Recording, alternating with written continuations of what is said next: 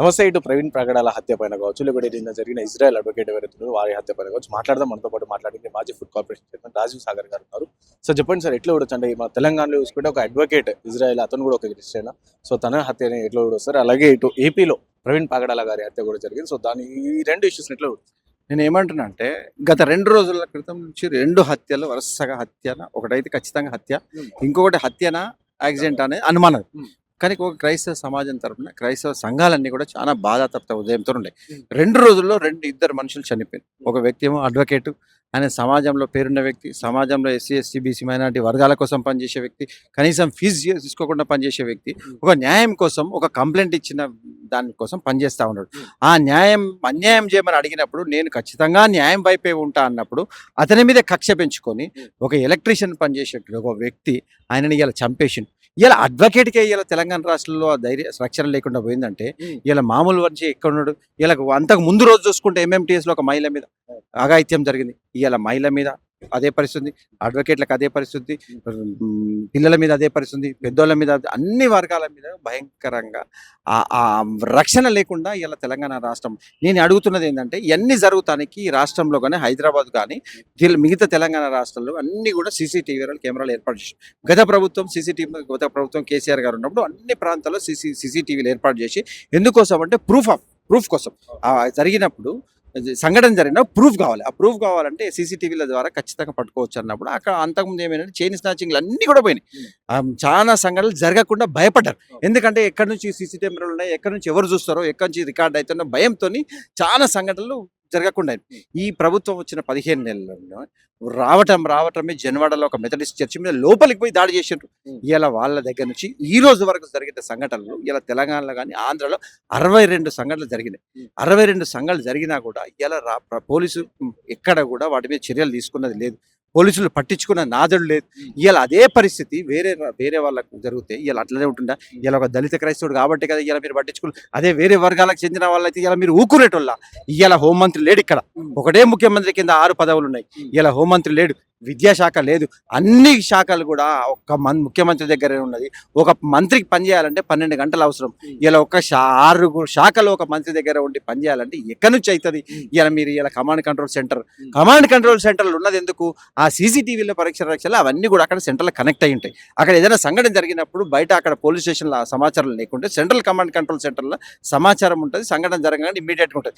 కానీ ఇలా మీరు దాన్ని దేనికోసం వాడుతూ ఉన్నారు? ఒక రాజకీయ వేదికగా ఇలా కమాండ్ కంట్రోల్ సెంటర్ వాడుతా ఉన్నారు. ఒక రాజకీయ అవసరాల కోసం కమాండ్ కంట్రోల్ సెంటర్లు వాడుతా ఉన్నారు. తెలంగాణ రాష్ట్రంలో జరుగుతున్న పరిస్థితుల మీద మీరు ఏదే మాత్రం లేదు. ఇలా సంఘటనలు జరుగుతూ ఉంటాయి, ఇంతవరకు ఒకరు మాట్లాడలేదు. ఇలా అసెంబ్లీ జరుగుతూ ఉంది, ఇలా ఒక దళిత క్రైస్తవ చచ్చిపోయిండు, ఒక అడ్వకేట్ చచ్చిపోయిండు, మీరు ఎవరు మాట్లాడినరు?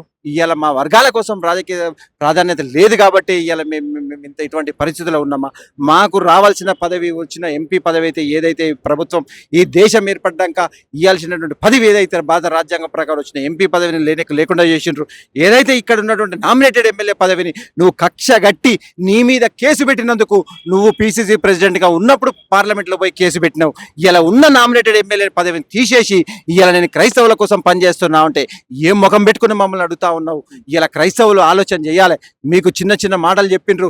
ఇలా 10 సంవత్సరాలు కేసీఆర్ గారు క్రైస్తవుల కోసం డిన్నర్ ఇస్తూ ఉండే, డిన్నర్ అయిపోయేంత వరకు కూడా ఆయన అక్కడనే కూసుకుంటుండే. ఏదైతే క్రైస్తవులు ఇష్టంగా వేసుకునే సూట్ వేసుకొని మమ్మల్ని గౌరవించి మా దగ్గరికి వచ్చేటప్పుడు ఆయన తెల్ల షర్ట్ వేసుకున్నా కూడా ఆ రోజు మాత్రం సూట్ వేసుకొని వచ్చి మమ్మల్ని గౌరవించి మా దగ్గరికి వచ్చి మాతోని కలిసిపోయి, మా బిషప్లతోని మా నాయకులతోని కలిసిపోయి సంతోషంగా ఉండి చివరికి మేమందరం కూడా భోజనం చేసేంత వరకు ఆయన చెయ్యితోనే వడ్డించి ఇలా మమ్మల్ని గౌరవించి ఆయన సంతోషంగా మా క్రిస్మస్ శుభాకాంక్షలు తెలియజేసిపోతా ఉండే. మేము కూడా చేస్తున్నామని చెప్పేసి ఇలా అదే నేను అడుగుతా ఉన్నా. ఇలా నువ్వు చేసినావు, ఇలా మాతో కూర్చొని భోజనం చేసినావా? నీకు ఈ దళిత క్రైస్తవులు అంటే అంత చులకన? నువ్వు వేరే దగ్గర పోయినప్పుడు, నీ వర్గాల దగ్గర పోయినప్పుడు తినకుండా బయటికి పోయేంత ధైర్యం ఉందా, అంత దమ్ముందా అని నేను అడుగుతా ఉన్నా. నిన్న ఇఫ్తార్ పెట్టిండ్రు, కోడ్ అడ్డం వచ్చిందని పోయినావు. కోడ్ ఇచ్చేది ఎవరు? ఎమ్మెల్సీ కోడ్ మీ చేతిలో మీకు తెలియకుండా వస్తుందా? ఇఫ్తార్ ఉందని తెలియదా? ఇఫ్తార్ కోడ్ ఉందని చెప్పి నువ్వు ఇఫ్తార్కి రాలే అంటే మైనార్టీలు నువ్వు చెప్పేటప్పుడు ఓట్లకు మాత్రం ముస్లింలు క్రిస్టియన్ 2 కళ్ళు అంటావు, ఓట్లు వేయించుకున్నావు. ఇలా మైనారిటీ ఎందుకు రావు? ఇలా వాళ్ళకి మంత్రి పదవి ఇవ్వలే, ఎమ్మెల్సీ లేదు, వాళ్ళ ప్రాతినిధ్యం లేదు. ఏం సమాధానం చెప్దామని అక్కడికి పోకుండా నువ్వు ఇలా తప్పించుకున్నావు. ఇలా కోడ్ ఉందని నీకు తెలియకుండా కోడ్ వచ్చిందా? ఇలా నిన్న రాత్రి ఇవ్వచ్చు కదా కోర్టు, ఒక్క రోజుకి ఏం పోయింది? ఇలా ఇఫ్తార్ అయిపోయింది అంటే మా వర్గాలు మీకు అంత మా మీద అంత మర్యాద ఉన్నది, అంత రెస్పెక్ట్ ఉన్నది మా మీద అని మేము ఆలోచన చేయాలి. మన మీద ఏం రెస్పెక్ట్ ఉన్నది, ఇలా మేము ఏ స్థాయిలో ఉన్నాం, ఇలా క్రైస్తవులు ముస్లింలు మీరు ఒక్కసారి ఆలోచన చేయాలి. మీరు ఓటేసిండ్రు కదా, పైన సోనియా గాంధీని చూపించి ఓటేసి క్రైస్తవులు అందరూ ఒక్కసారి నేను క్రైస్తవ సమాజాన్ని అడుగుతా ఉన్నా, ఇలా సోనియా గాంధీని చూపించి క్రైస్తవులు ఓటు బ్యాంక్ వేసుకున్నారు, ఇలా ఈ దాడులు జరుగుతూ ఉంటే వాళ్ళ కుటుంబం ఎక్కడున్నది, ఎక్కడ ఉన్నది మీరు ఆలోచన చేయాలి. ఇక్కడ ముఖ్యమంత్రి కాంగ్రెస్ పార్టీకి ఉండేది కాంగ్రెస్ పార్టీ కానీ పనిచేసేది ఆర్ఎస్ఎస్ ఎజెండా. ఇలా ఇక్కడ తెలంగాణలో జరుగుతున్న పరిస్థితి అది. ఇలా ఆంధ్రప్రదేశ్లో ప్రవీణ్ పగడాల గారు, ఇలా అక్కడ ముఖ్యమంత్రి ఎవరు, కూటమి ప్రభుత్వం ఎవరు కనుసన్నలు జరుగుతూ ఉంది.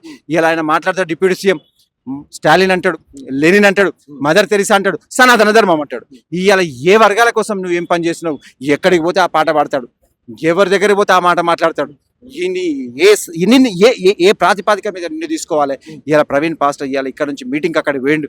ఇవాళ అక్కడ జరిగిన పరిస్థితులు, అక్కడ యాక్సిడెంట్ జరిగినప్పుడు అక్కడ నిన్న పొద్దున్న నుంచి అక్కడ మాజీ పార్లమెంట్ సభ్యులు హర్ష కుమార్ గారు వచ్చిండ్రు, అక్కడ కేపాల్ గారు మాట్లాడిండ్రు, అక్కడ జాన్ వెస్లీ గారు మాట్లాడిండ్రు, ఇంకా చాలా మంది విజయసాయి రెడ్డి గారు మాట్లాడిండ్రు. వీళ్ళందరూ కూడా అక్కడ సీన్ ఆఫ్ ఆఫెన్స్ దగ్గర పోయి అక్కడ చూసిన తర్వాత ఖచ్చితంగా ఇది యాక్సిడెంట్ లేదు. నేను అడుగుతున్నా, యాక్సిడెంట్ అంటే అవతల దేనికన్నా గుద్దుకోవాలి, ఆటో కన్నా గుద్దుకోవాలి, ఒక లారీ కన్నా గుద్దుకోవాలి, ఒక బస్ కన్నా గుద్దుకోవాలి, ఒక చెట్టు కన్నా గుద్దుకోవాలి.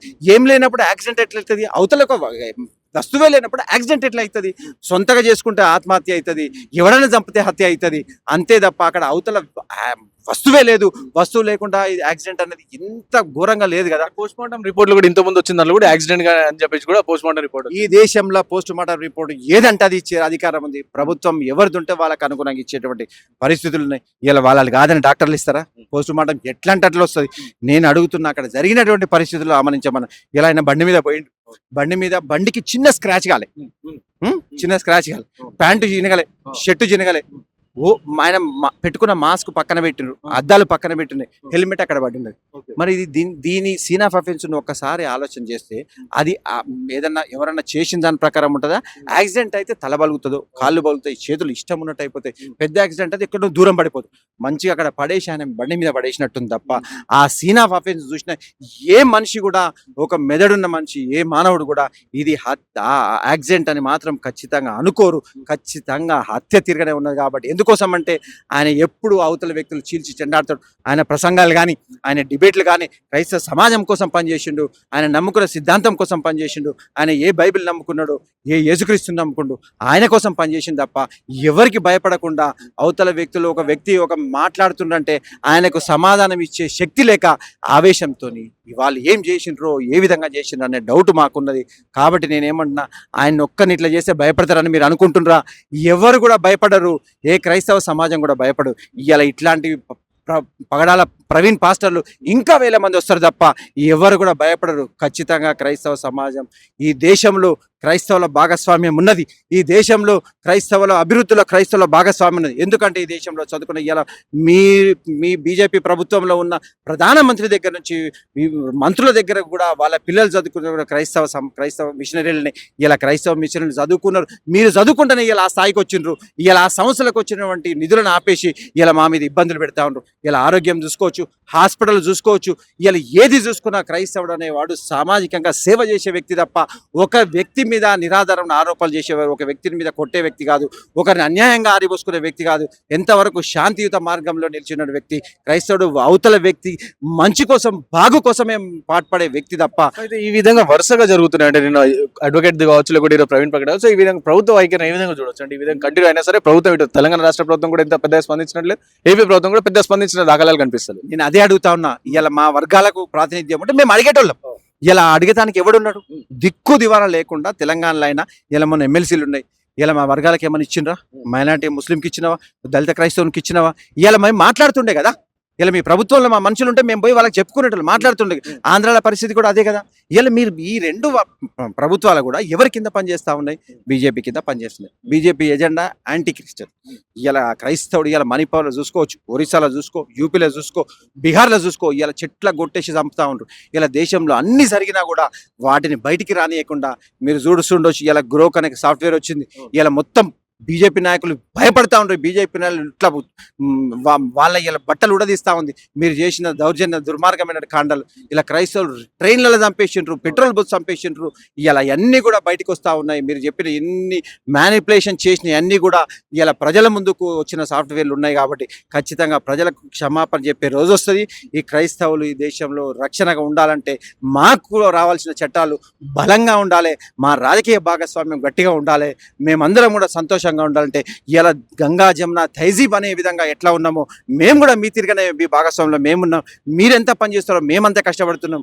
ఈ ప్రభుత్వంలో ఈ జీడిపిలో కావచ్చు, ఈ అభివృద్ధిలో కావచ్చు, క్రైస్తవుల భాగస్వామ్యం ఖచ్చితంగా ఉన్నది. మీరు అనుకోవచ్చు ఈ క్రైస్తవులు ఇక్కడ మైనార్టీ. ఇలా ప్రపంచంలో పెద్ద దేశానికి ఉన్నటువంటి ప్రెసిడెంట్ క్రైస్తవుడే.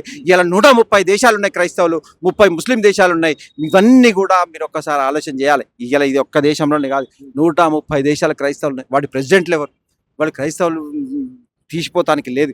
ఇలా ఉన్నటువంటి అమెరికా ప్రెసిడెంట్ ఇలా ఆయన ఏ విధంగా సమాజానికి సేవ చేస్తా ఉన్నాడు, సమాజానికి ఏ విధంగా ఆయన వల్ల సేవలు అందుతా ఉన్నాయి. ఇక్కడ కూడా క్రైస్తవులను అదే విధంగా గౌరవించాలి. క్రైస్తవుల భాగస్వామ్యం ఇది రాష్ట్రంలో ఉండాలి, రాజకీయ భాగస్వామ్యం ఉండాలి, వాళ్ళ రక్షణగా ఉండాలి. వాళ్ళకి ఏది జరిగినా ఖచ్చితంగా నిష్పక్షపాతంగా వాళ్ళకు రావాల్సినటువంటి హక్కులు రావాలి. ఖచ్చితంగా నేను చెప్తా ఉన్నా, నేను అడుగుతా ఉంది ఏంటంటే, మీరు కనుక దీన్ని నీరు గార్చినట్టయితే హ్యూమన్ రైట్స్కి పోతాం. ఇలా వేరే దర్యాప్తు సమస్యలు ఉన్నాయి, ఇంటర్నేషనల్ దర్యాప్తు సంస్థలు ఉన్నాయి, వాటన్నిటి దగ్గర పోతాం. కోర్టులు ఉన్నాయి, మాకు కోర్టుల మీద నమ్మకం ఉన్నది. కాబట్టి ఖచ్చితంగా శిక్ష పడాలి. వాడు ఎవడైనా కానీ, వాడి వెనక ఎవరన్నా ఉండని ఖచ్చితంగా వాడు బయటపడాలి. న్యాయం జరుగుతుందని నేను ఆశిస్తాను. Thank you sir.